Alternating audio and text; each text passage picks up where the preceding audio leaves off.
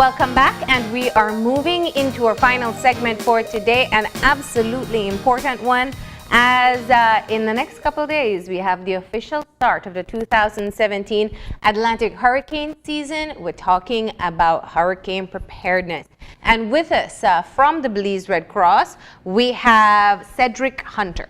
Good morning, and you are the disaster management focal point. Yes. We have a lot of people working in this area, but I'm like the contact person at the headquarters. Right. We have 8 branches throughout the country, and each one of them has what we call an emergency operations center set up at the branch with maps to handle their area. Yeah. Now, having had conversations with you before, we know that it is important that you start planning for hurricane season long before the start of it. But today, we're talking to the procrastinators, the people who are only just realizing that the hurricane season starts in a couple days, and if there is the threat of a storm, that they need to have certain things in place. Where do we start? At home. Yeah. Everything starts at home with your family. First of all, awareness. Let everyone know what their roles are in case anything happens, if you need to evacuate or if you need to secure the home, if you're going to be staying at home, if you have a strong enough home.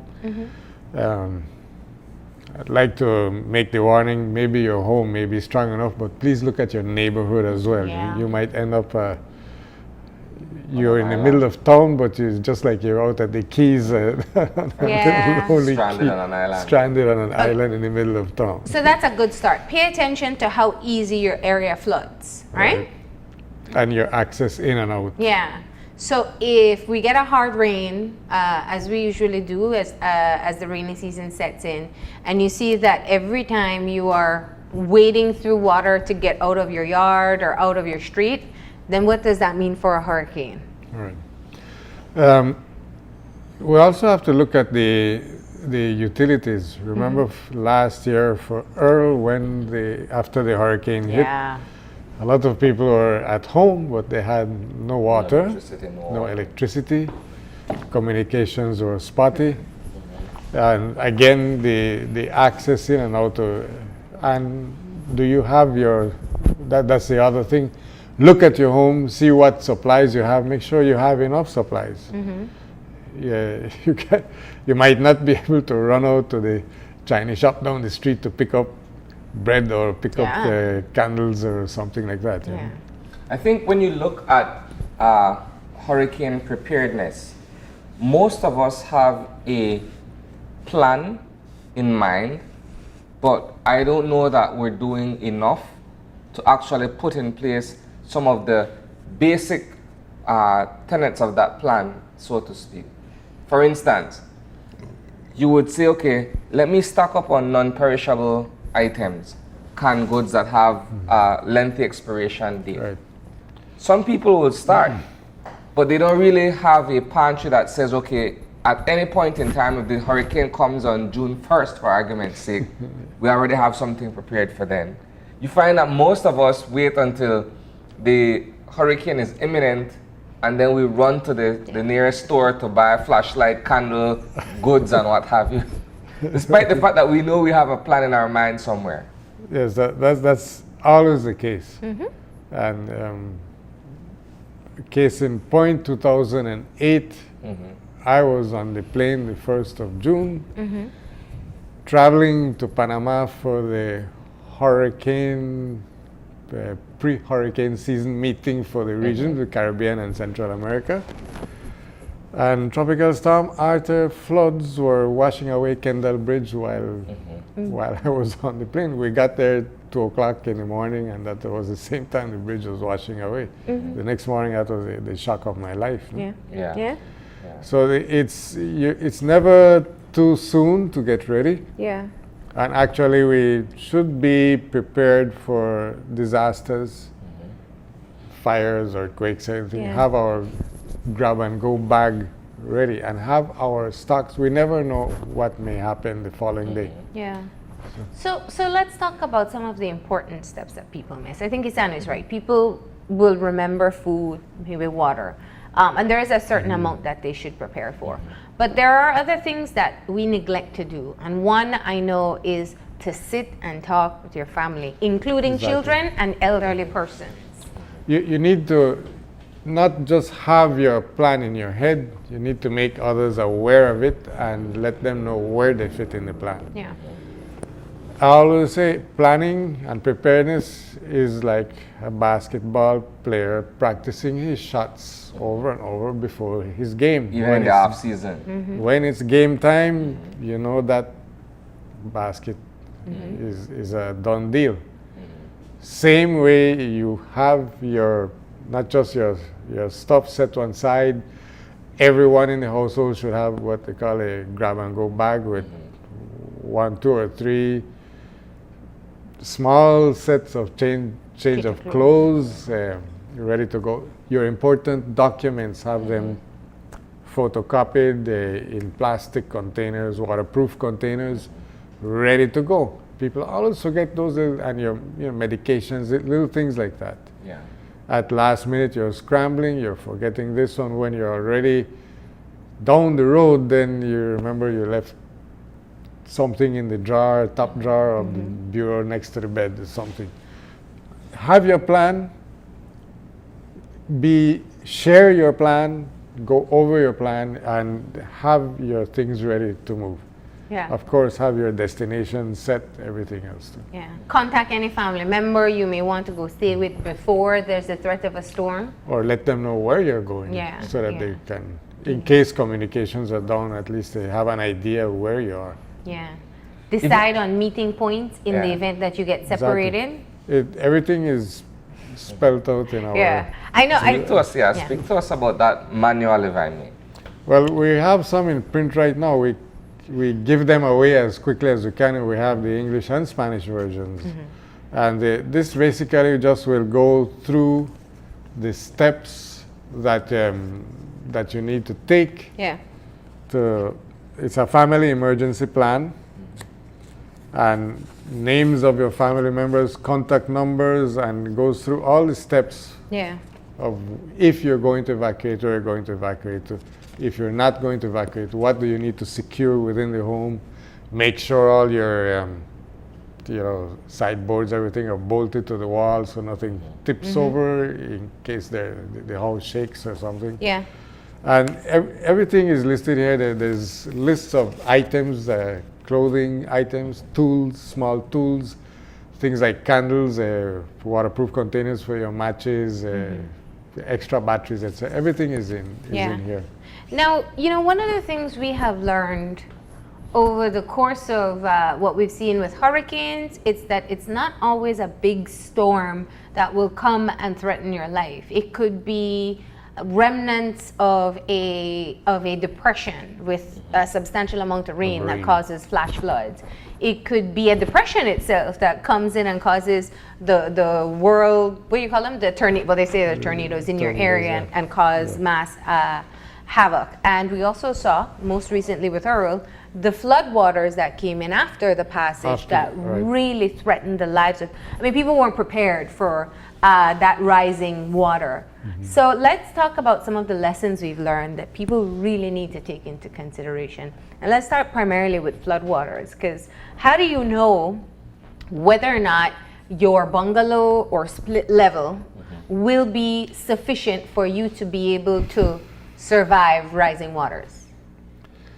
There's a standard applied by the National Emergency Management Organization, NEMO, that especially for Belize City and other coastal communities like Dangriga, San Pedro, Kikaker, St. Bite, Placencia, that are practically at sea level, that anything over a Category 2, you need to evacuate. We need to study the nominal storm surge with a Category 1 should be 1 to 4 feet, and a Category 2, 4 to 8 feet. Most of Belize City is like 3 to 4 feet above sea level. So technically, a Category 1, you should get 1 to 2 feet of water in your floor, and a category 2, you should be getting waist deep or chest deep water if you're living on the ground floor in a bungalow, for instance, that's not raised off the ground. Yeah. Those are things to consider, and consider that the streets will also be having that level of water. Yeah.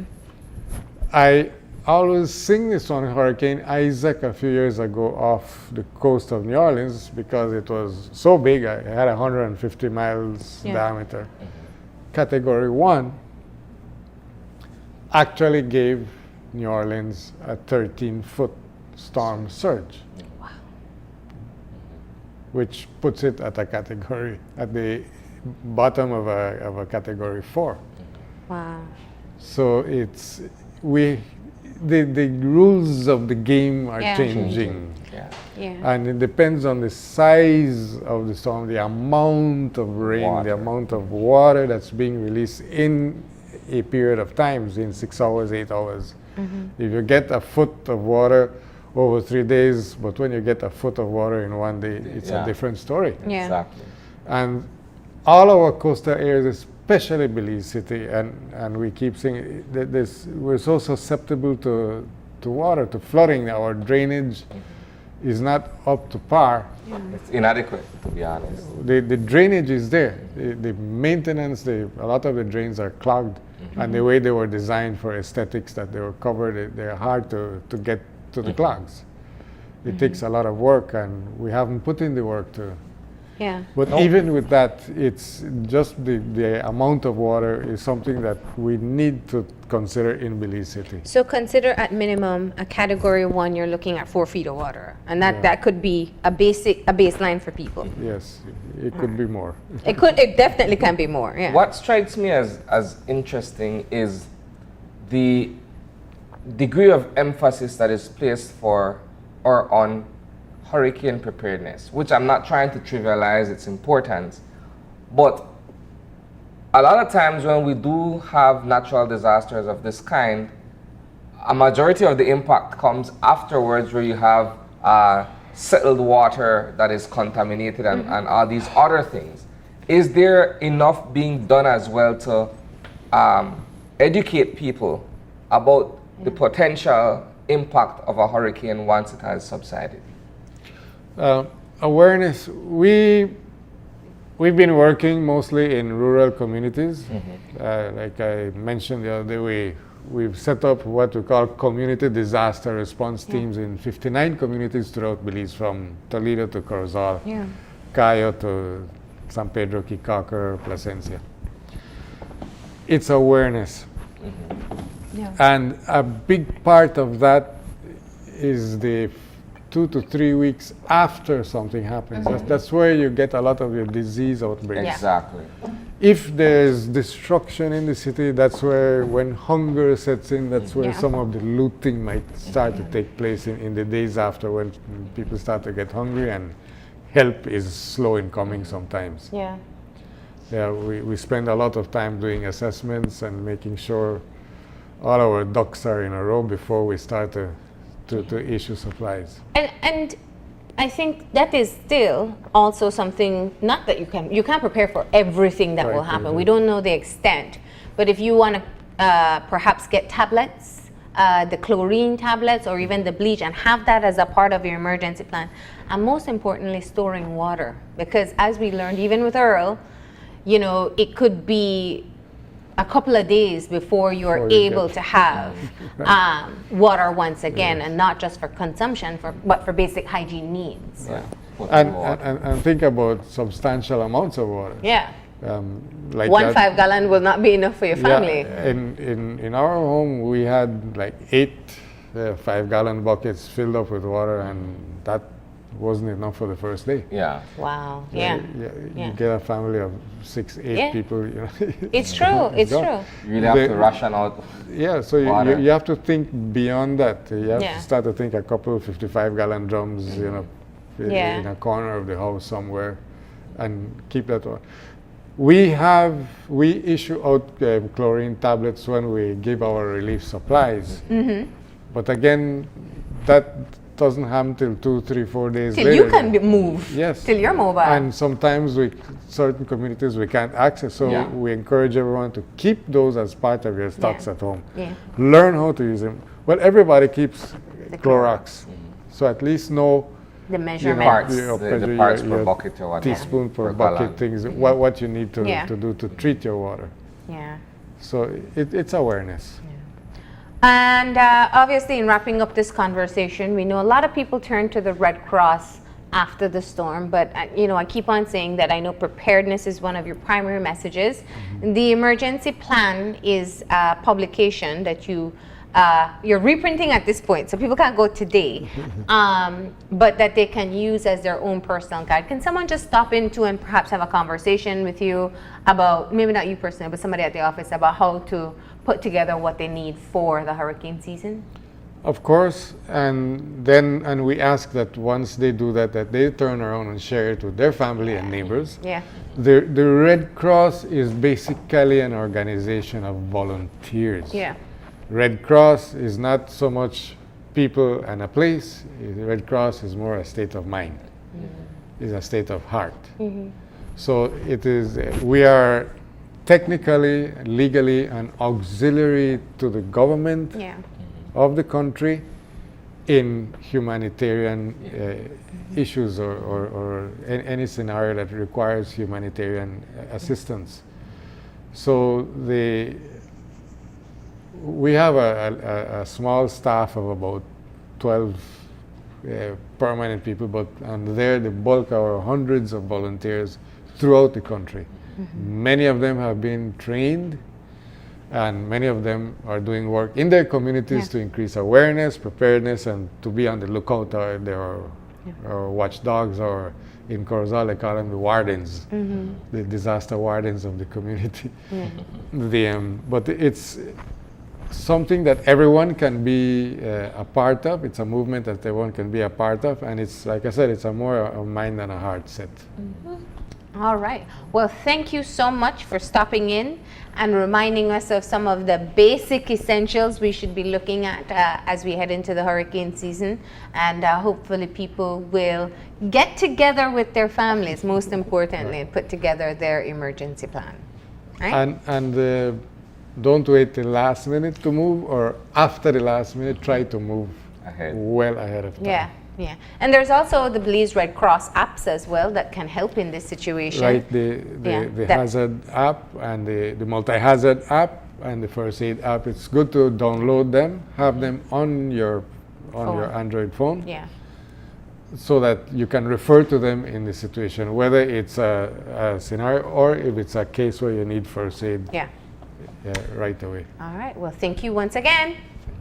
We're going to go ahead now and take our final break, and when we come back, we'll have our wrap-up, so stay tuned.